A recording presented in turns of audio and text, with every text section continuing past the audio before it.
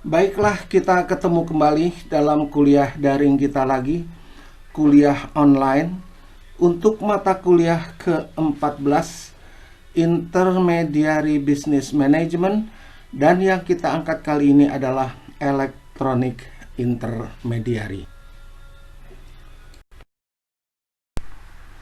Organisasi virtual, dukungan internet untuk bisnis akhirnya melahirkan organisasi yang dikenal dengan sebutan organisasi virtual, virtual organization. Yang dimaksud dengan organisasi virtual adalah suatu jaringan organisasi yang independen yang dihubungkan melalui teknologi informasi dengan tujuan untuk mengeksploitasi peluang pasar dengan berbagi keterampilan, biaya, dan akses pasar.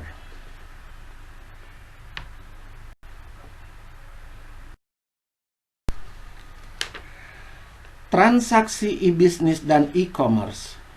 Transaksi bisnis melalui internet lebih dikenal dengan nama e-bisnis dan e-commerce. Melalui e-commerce, seluruh manusia di muka bumi memiliki kesempatan dan peluang yang sama untuk berbisnis di dunia maya. E-commerce memfokuskan diri pada transaksi bisnis berbasis individu dengan menggunakan internet sebagai medium pertukaran barang atau jasa, baik antar dua buah institusi, business to business, dan konsumen langsung, business to consumer, melewati kendala ruang dan waktu.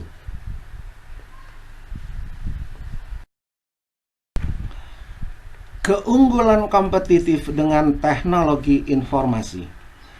Pada masa persaingan ketat di era globalisasi saat ini, persaingan yang sebenarnya terletak pada bagaimana sebuah perusahaan dapat memanfaatkan e-commerce untuk meningkatkan kinerja dan eksistensi dalam dunia bisnis ini.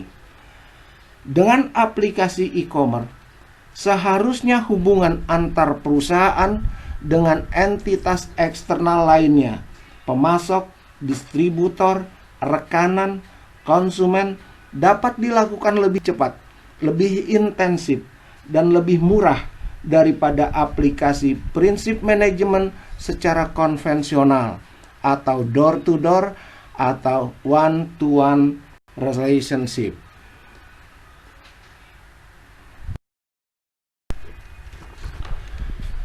Transformasi bisnis.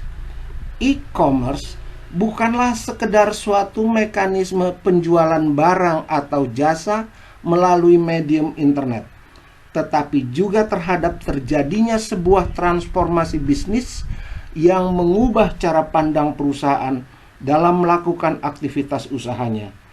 Perkembangan e-commerce semakin meluas ketika hampir semua perusahaan skala menengah maupun besar memiliki website untuk menjual produk atau jasa mereka. AOL, eBay, VeriSign, dan Checkpoint adalah contoh pengembangan aplikasi e-commerce pure online yang sukses.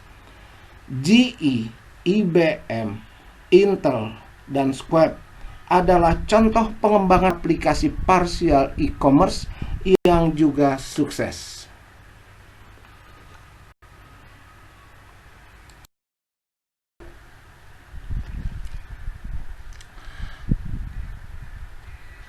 E-commerce merupakan prosedur berdagang atau mekanisme jual beli di internet di mana pembeli dan penjual dipertemukan di dunia maya. E-commerce juga dapat didefinisikan sebagai satu cara berbelanja atau berdagang secara online atau direct selling yang memanfaatkan fasilitas internet di mana terdapat website yang dapat menyediakan layanan get and deliver.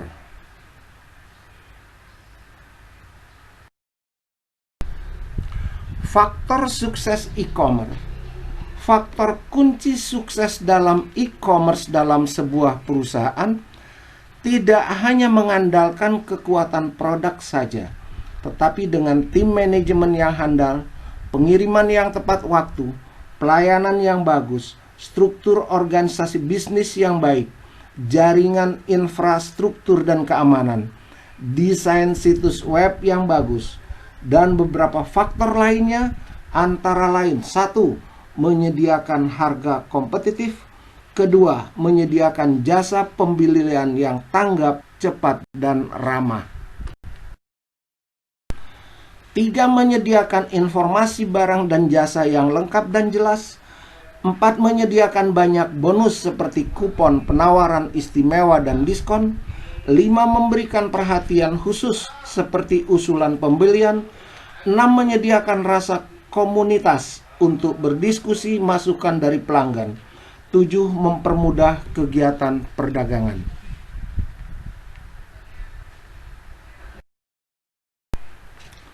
Electronic intermediary. E-commerce melahirkan pula perantara yang berbasis internet dan dikenal dengan sebutan e-intermediary. E-intermediary adalah para anggota saluran distribusi internet yang melakukan salah satu atau dua fungsi berikut ini. 1. Mereka mengumpulkan informasi tentang para penjual dan menyajikannya dalam bentuk yang praktis kepada para konsumen. Yang kedua, mereka membantu menyalurkan produk-produk internet ke konsumen.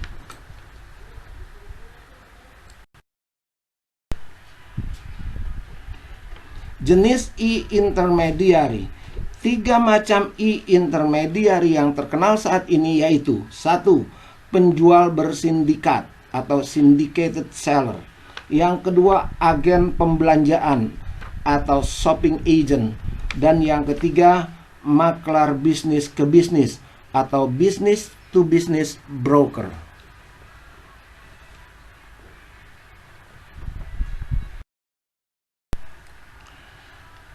Syndicated seller. Penjual bersindikat adalah sebuah situs web yang menawarkan hubungan kepada konsumen ke situs-situs web lain, dan atas jasa ini web yang menghubungkan ke web lain akan mendapatkan komisi. Hubungan dibentuk melalui iklan, banner advertising, yang dipampangkan dalam halaman web. Konsumen akan dihubungkan ke web bersangkutan sekiranya mereka mengklik gambar iklan tersebut. Sebagai contoh, banyak situs yang menayangkan iklan dari toko buku online Amazon.com. Shopping agent, agen pembelanjaan atau dikenal dengan sebutan e-agent, merupakan suatu situs web yang membantu para konsumen dengan memberikan kemudahan untuk mendapatkan informasi yang diperlukan konsumen dalam rangka membuat keputusan pembelian. Perantara seperti ini umumnya tidak memiliki produk.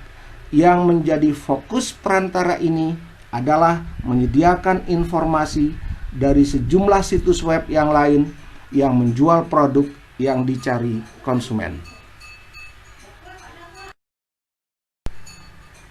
Sebagai contoh, PriceScan, www.pricescan.com, merupakan e-agent terkenal untuk mencari informasi tentang komputer dan berbagai produk yang lain beserta harga. Travelocity.com merupakan contoh situs lain yang memungkinkan seseorang memesan tiket pesawat terbang ataupun memesan kamar hotel. Broker business to business. Seperti halnya e-agent, maklar bisnis ke bisnis tidak memiliki produk.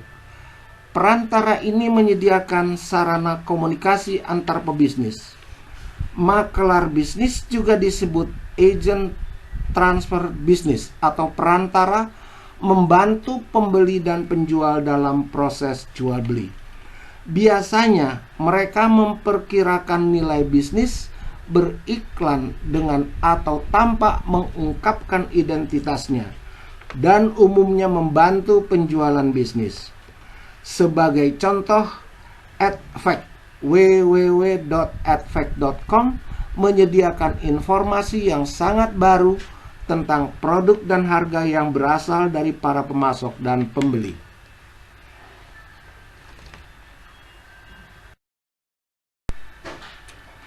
Hubungan agen dengan klien dan pelanggan. Secara tradisional, broker menyediakan layanan lengkap. Komisi broker diperoleh dari perjanjian yang ditandatangani dengan penjual atau pembeli representasi dengan kesepakatan. Di kebanyakan negara menciptakan hukum umum dalam hubungan agen dengan kewajiban fidusia. Beberapa negara juga memiliki undang-undang yang mendefinisikan dan mengendalikan sifat representasi dan memiliki persyaratan perizinan usaha broker yang spesifik.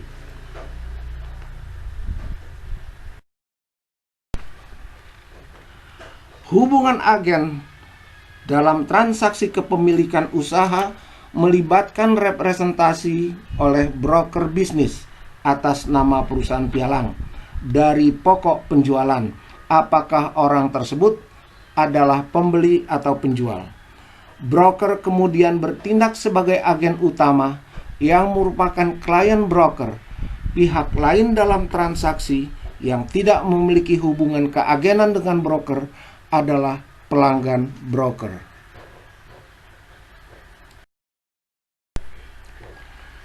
Transaksi broker di beberapa negara bagian Amerika Serikat, broker bisnis bertindak sebagai broker transaksi.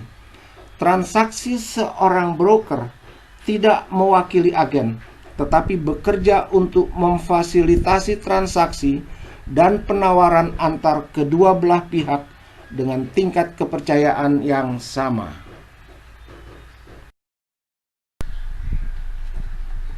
Lembaga yang ganda atau terbatas. Lembaga ganda terjadi ketika broker yang sama mewakili baik penjual dan pembeli dalam perjanjian tertulis. Hukum negara bervariasi dan menafsirkan agen ganda yang agak berbeda. 1. Jika hukum negara memungkinkan untuk agen yang sama untuk mewakili baik pembeli dan penjual dalam satu transaksi, agen broker biasanya dianggap sebagai agen ganda. Hukum khusus dan aturan sering berlaku untuk agen ganda, terutama dalam negosiasi harga.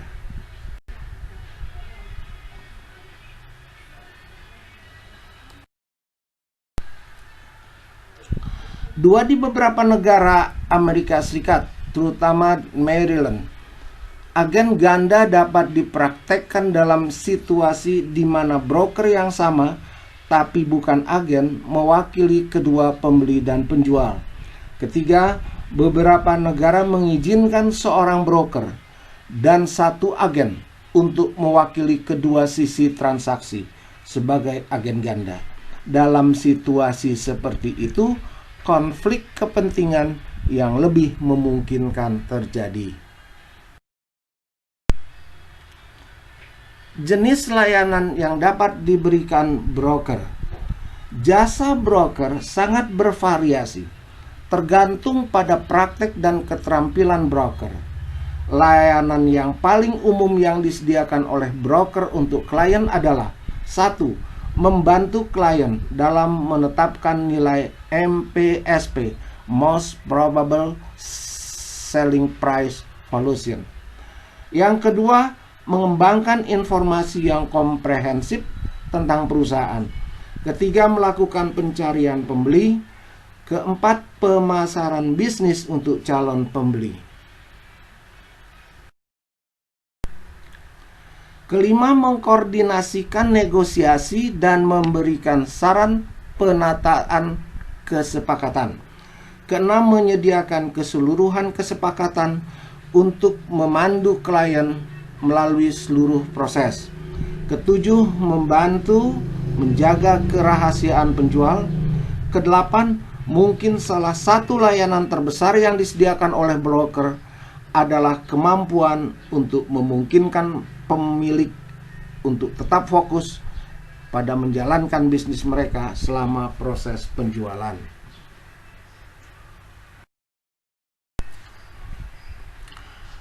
Oke, baiklah, kuliah daring kita akhiri. Mudah-mudahan bermanfaat. Sampai ketemu pada kuliah daring berikutnya. Sekian dan terima kasih.